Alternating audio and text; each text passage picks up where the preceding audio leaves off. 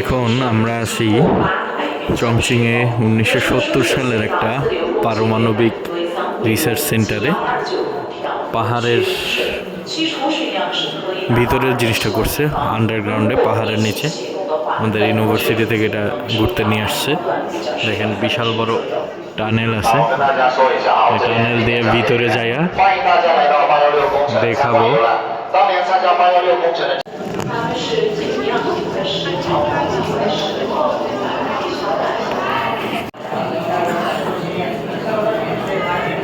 সম্পূর্ণ একটি পাহাড়ের তলদেশে এই পারমাণবিক রিসার্চ সেন্টারটা।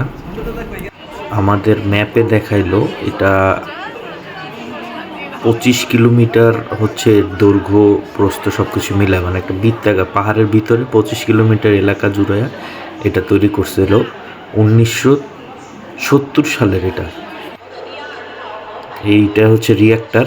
এইখানেই পারমাণবিক যে গবেষণার পরে ওটার উচ্ছিষ্ট বা রিঅ্যাক্টরের যে অংশগুলা এইখানে আইসা ড্যামেজ হিসাবে এটাকে আবার প্রক্রিয়াজাত করে বিদ্যুৎ উৎপাদন করা হইতো।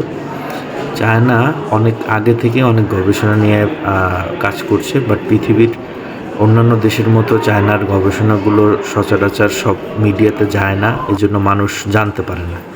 তো আজকে আমরা এই পারমাণবিক বিদ্যুৎ কেন্দ্র দেখে আমাদের ভার্সিটির উদ্দেশ্যে আবার রওনা করলাম। অন্য একটা লোকেশনে আবার আগামীকালকে যাব। আপনারা সবাই আমার ভিডিওগুলো দেখেন, লাইক করবেন, শেয়ার করবেন, কমেন্টস করবেন, আপনাদের মতামতগুলো জানাবেন। সকলকে ধন্যবাদ।